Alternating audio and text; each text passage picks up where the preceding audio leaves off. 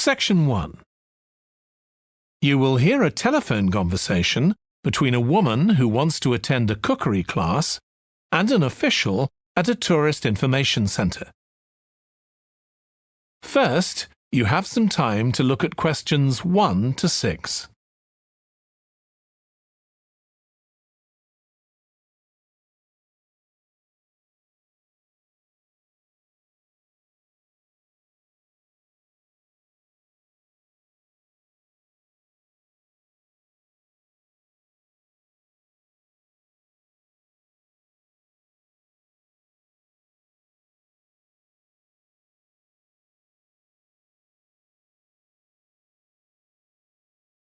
You will see that there is an example that has been done for you.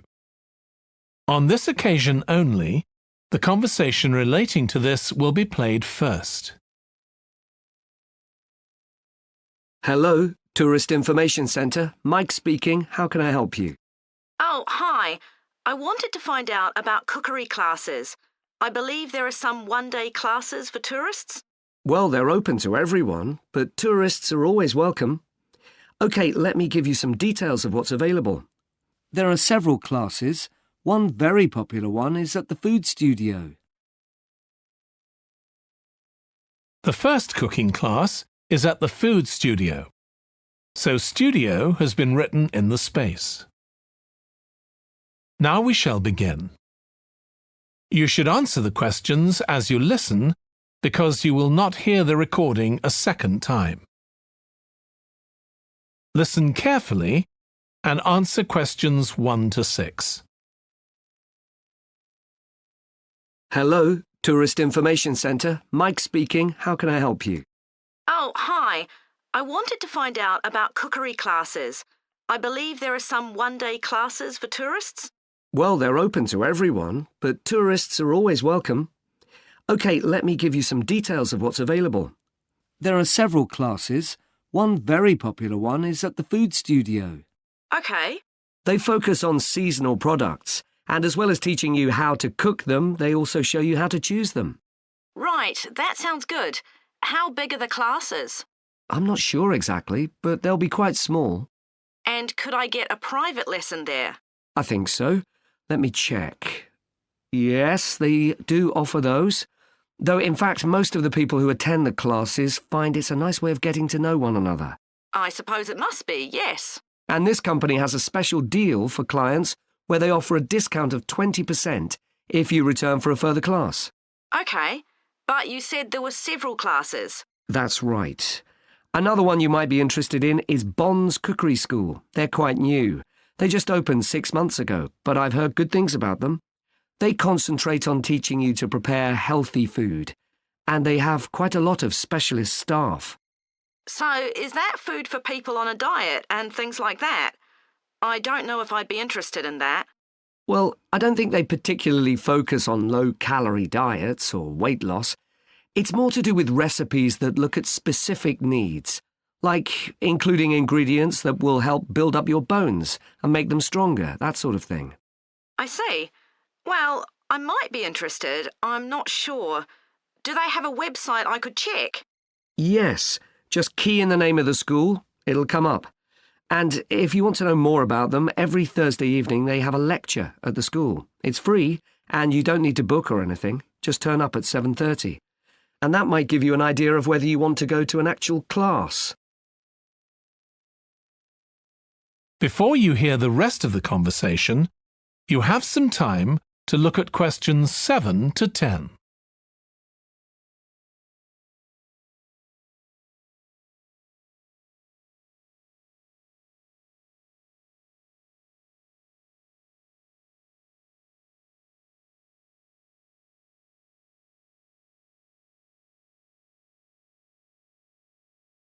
Now listen and answer questions 7 to 10. OK, there's one more place you might be interested in. That's got a rather strange name. It's called the Aretsa Centre. That's spelled A-R-R-E-T-S-A. OK. They've got a very good reputation. They do a bit of meat and fish cookery, but they mostly specialise in vegetarian dishes. Right. That's certainly an area I'd like to learn more about. I've got lots of friends who don't eat meat. In fact, I think I might have seen that school today. Is it just by the market? That's right. So they don't have any problem getting their ingredients. They're right next door. And they also offer a special 2-hour course in how to use a knife. They cover all the different skills, buying them, sharpening, chopping techniques. It gets booked up quickly, though, so you'd need to check it was available. Right. Well, thank you very much. I'll go and check that out. That is the end of section 1. You now have half a minute to check your answers.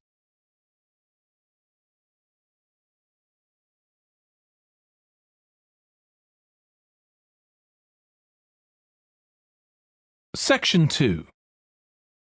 You will hear the chairman of the Highways Committee of Granford speaking to members of the public about proposed changes to traffic and parking in the area. First, you have some time to look at questions 11 to 13.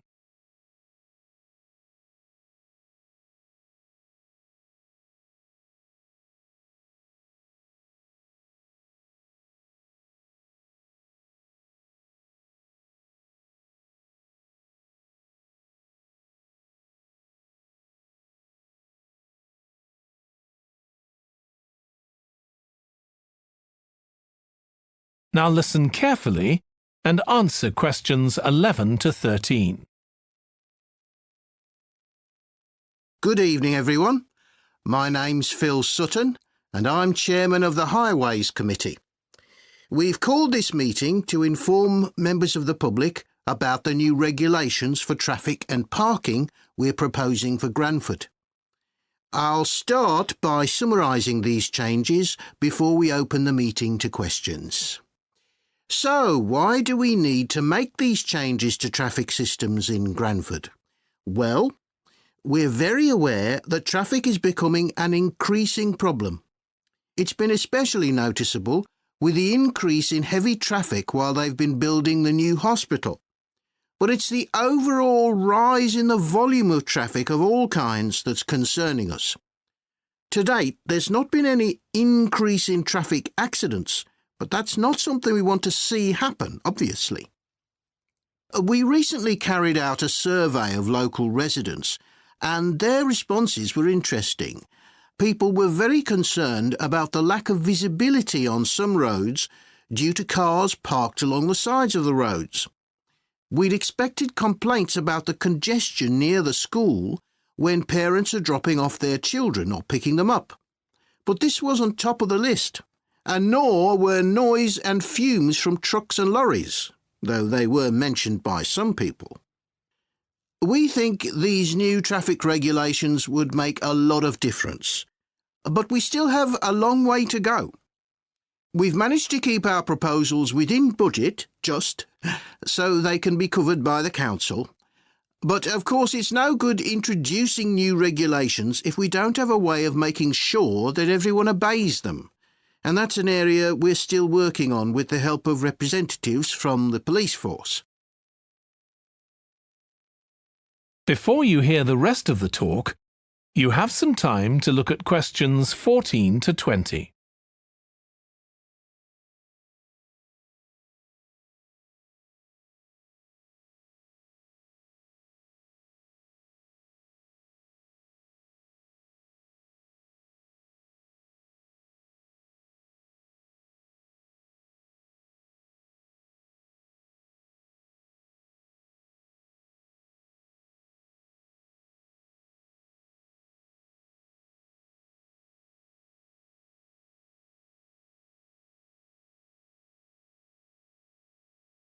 Now listen and answer questions 14 to 20.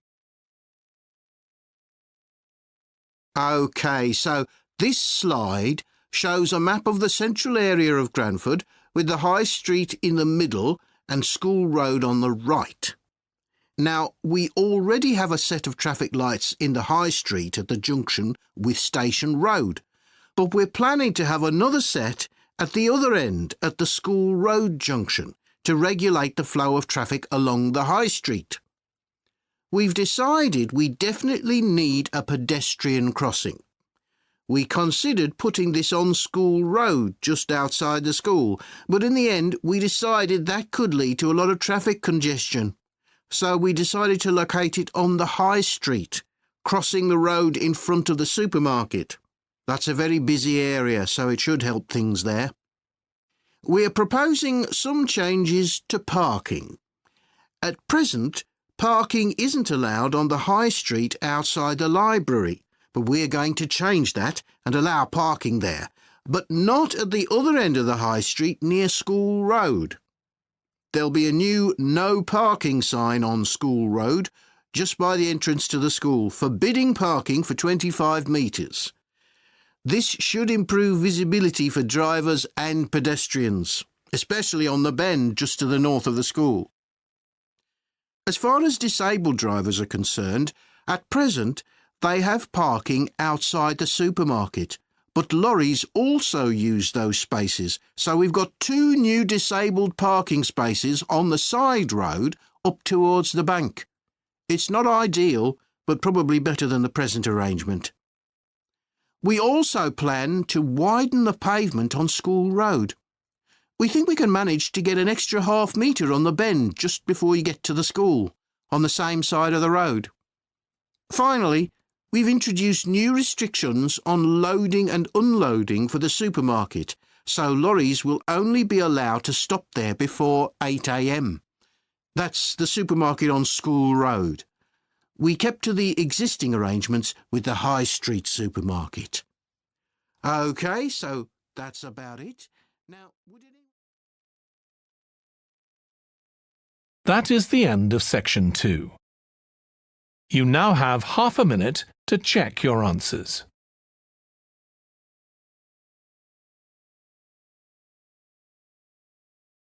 Section 3. You will hear 2 biology students called Emma and Jack discussing an experiment they are going to do together. First, you have some time to look at questions 21 to 25.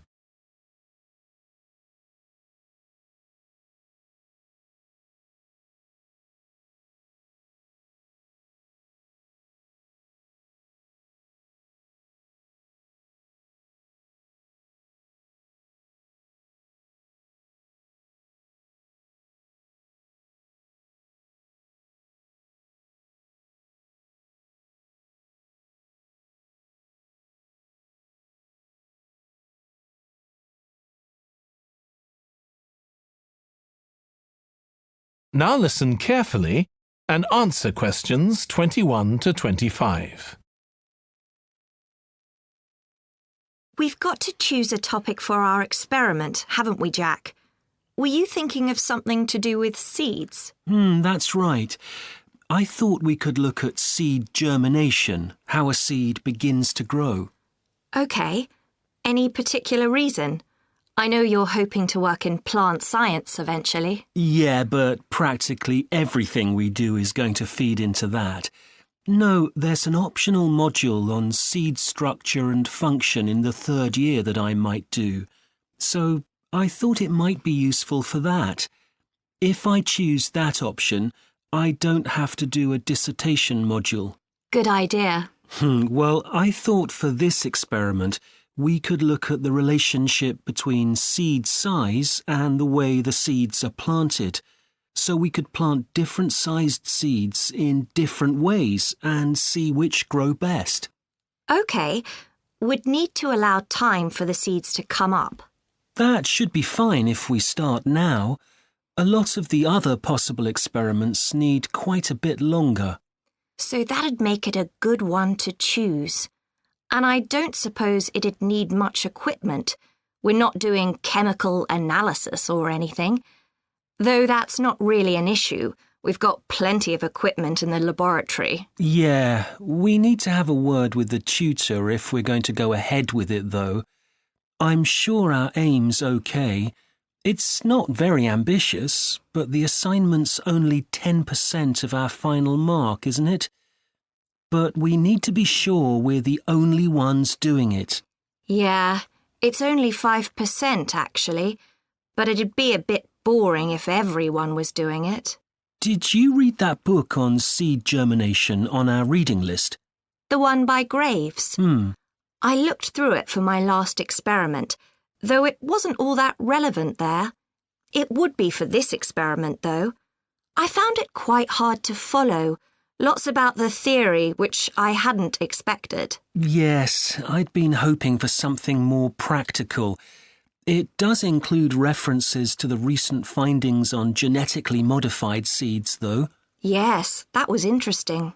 I read an article about seed germination by Lee Hall. About seeds that lie in the ground for ages and only germinate after a fire. That's the one. I knew a bit about it already, but not about this research. His analysis of figures comparing the times of the fires and the proportion of seeds that germinated was done in a lot of detail. Very impressive. Was that the article with the illustrations of early stages of plant development? They were very clear. I think those diagrams were in another article. Before you hear the rest of the discussion, you have some time to look at questions 26 to 30.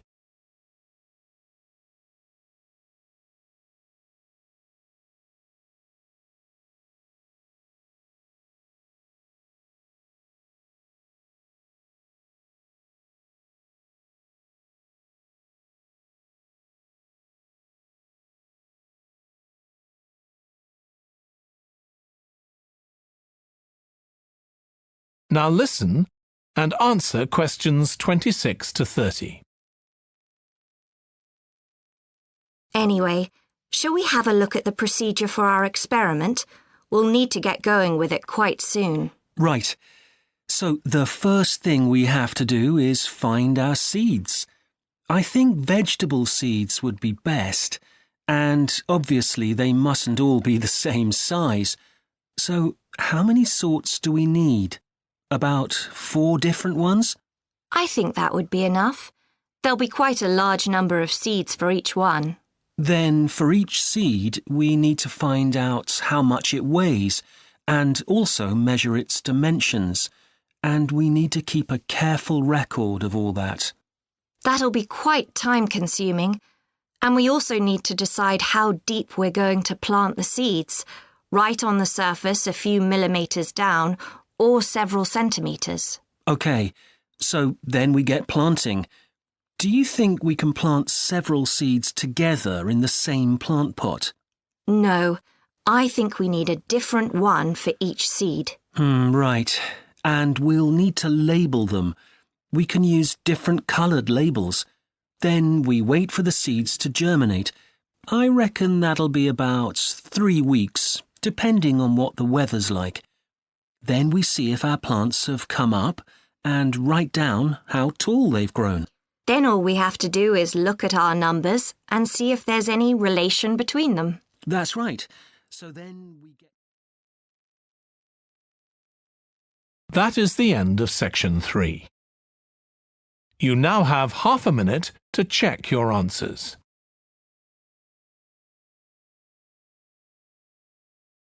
Section 4.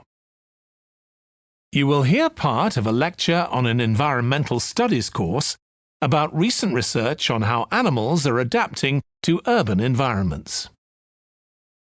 First, you have some time to look at questions 31 to 40.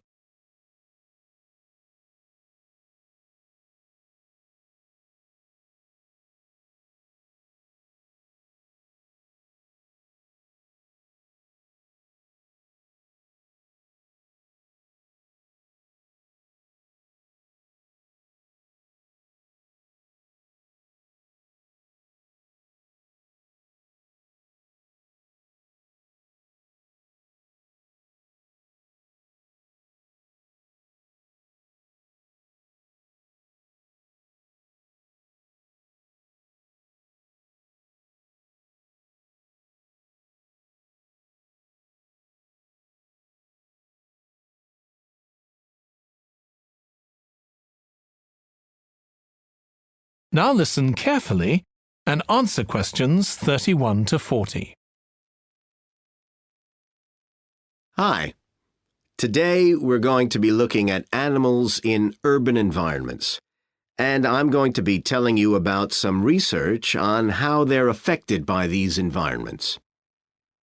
Now, in evolutionary terms, urban environments represent huge upheavals, the sorts of massive changes that usually happen over millions of years. And we used to think that only a few species could adapt to this new environment.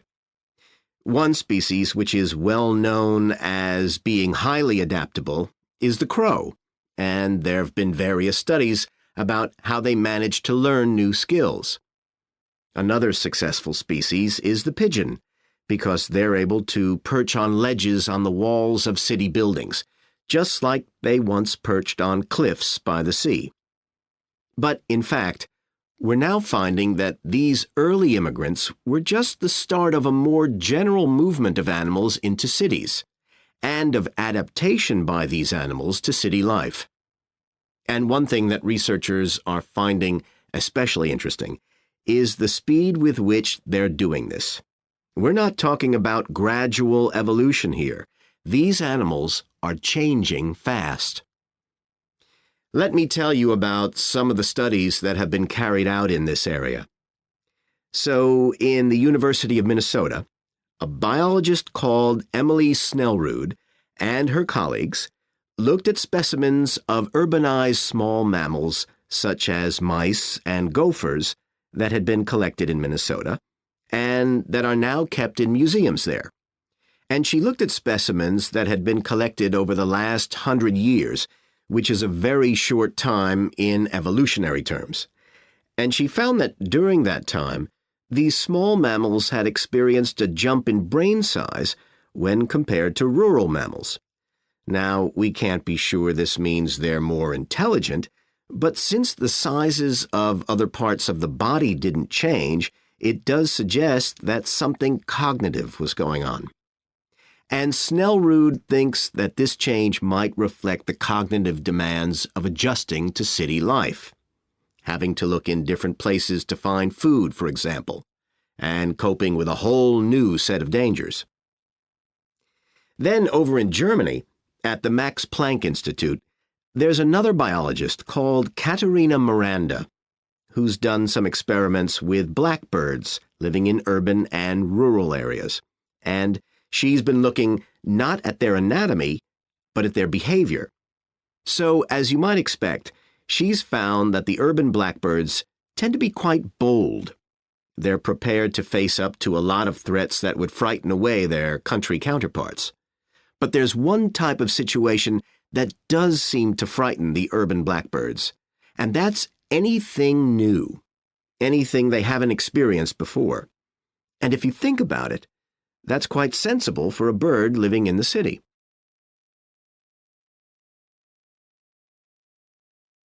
Jonathan Atwell, in Indiana University, is looking at how a range of animals respond to urban environments. He's found that when they're under stress, their endocrine systems react by reducing the amount of hormones such as corticosterone into their blood. It's a sensible-seeming adaptation. A rat that gets scared every time a subway train rolls past won't be very successful. There's just one more study I'd like to mention, which is by Sarah Parton and her team. And they've been looking at how squirrels communicate in an urban environment, and they've found that a routine part of their communication is carried out by waving their tails. You do also see this in the country, but it's much more prevalent in cities, possibly because it's effective in a noisy environment. So, what are the long-term implications of this? One possibility is that we may see completely new species developing in cities. But on the other hand, it's possible that not all of these adaptations will be permanent. Once the animals got accustomed to its new environment, it may no longer need the features it's developed. So now we've had a look at adaptation. That is the end of section 4. You now have half a minute to check. No longer need the features it's developed. So now we've had a look at That is the end of section 4. You now have half a minute to check your answers.